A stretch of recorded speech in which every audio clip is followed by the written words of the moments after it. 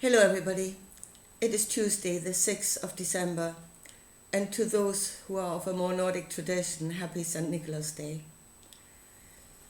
So I want to talk about wisdom, something that came to me this morning. Not quite sure how that will affect what I'm doing. You know, it hasn't quite sunk in yet, but we'll see. So, talking about wisdom, because that is what Eve was looking for. That is what she expected she would gain if she eats the fruit from the tree of good and bad. She would gain wisdom.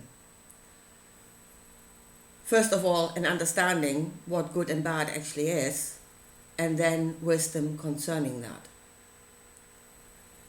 So I was watching a video last night. I'm watching a lot of these reaction videos, you know, people reacting to songs.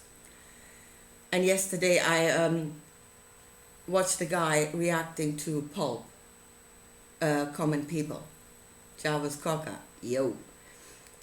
Anyway, in the song there's a line right at the start where he says, "She told me that her dad is loaded," which in British slang obviously means her dad is rich. She's a little rich girl. And the song is about, you know, little rich girl wanting to live with common people, pretending that she's poor, which obviously she cannot get it, because that's not who she is. Anyway, right at the start, the guy kind of misinterpreted that word loaded as having something to do with drugs. And from then onwards, he absolutely did not get the song. None of it.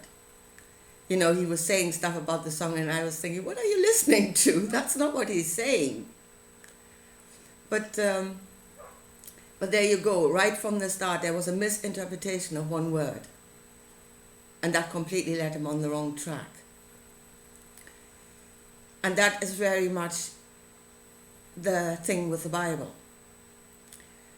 That the very first interpretation or meaning people are being given is that that is the will of God. And that is not what that book is. It is not the will of God. It is a discourse in how to determine good and evil.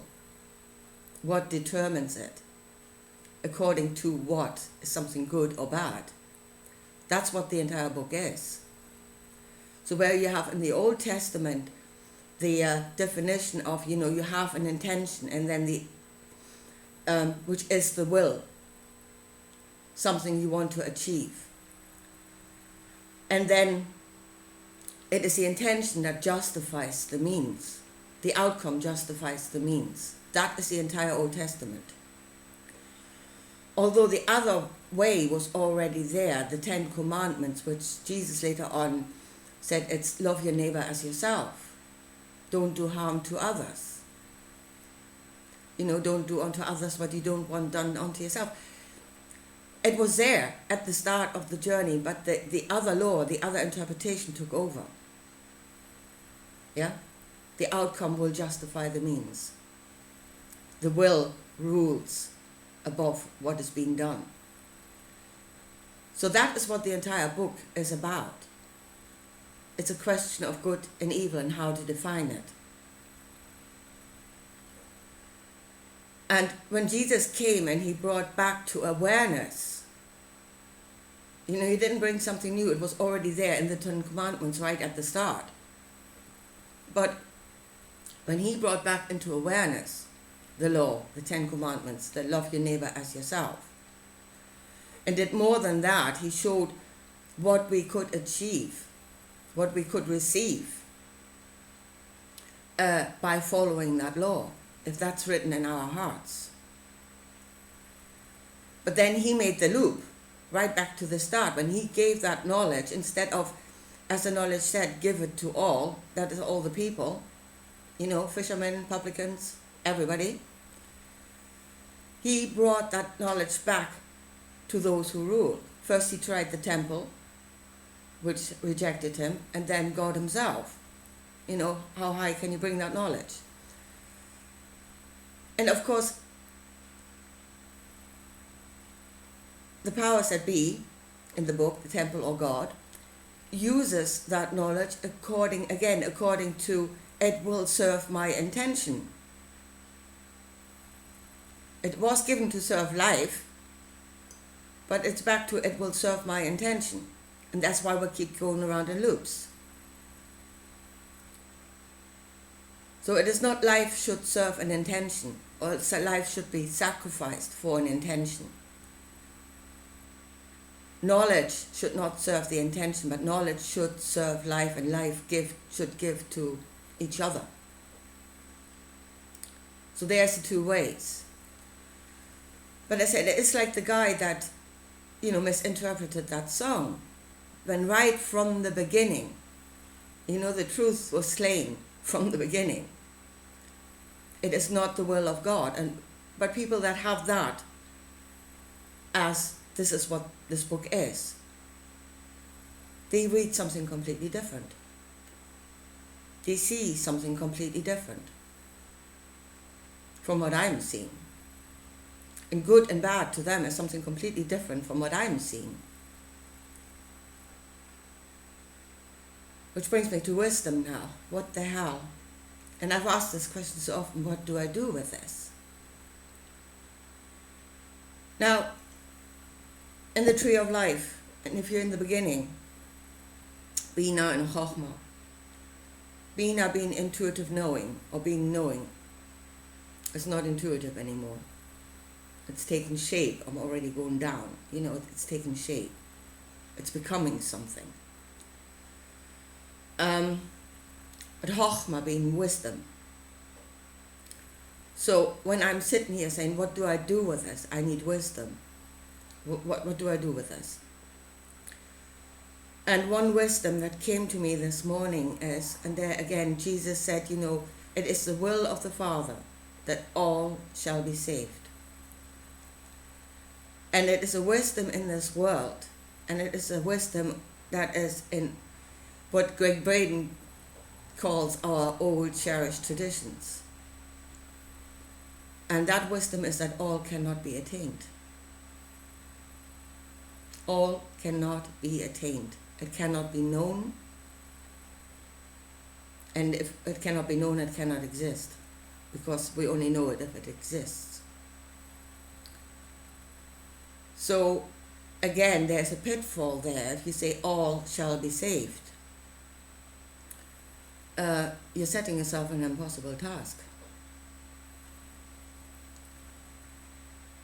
So, Jesus was talking from compassion. Compassion definitely cannot save all because you need repentance to give to.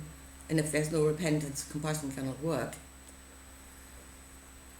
But is it actually, can you take that wider out? Can you say, it is just as it is? All cannot be attained. You cannot save all. Especially since everything here has got free will. And especially since most people are, as I said, they don't have ears to hear or eyes to see because they're going from a completely different point of view of thinking what this is. And they're thinking according to themselves. Anyway, that's where I'm at the moment. And maybe if you think all shall be saved and that cannot be attained. And if you look at this world, if you look at nature, nature is not trying to save every single piece.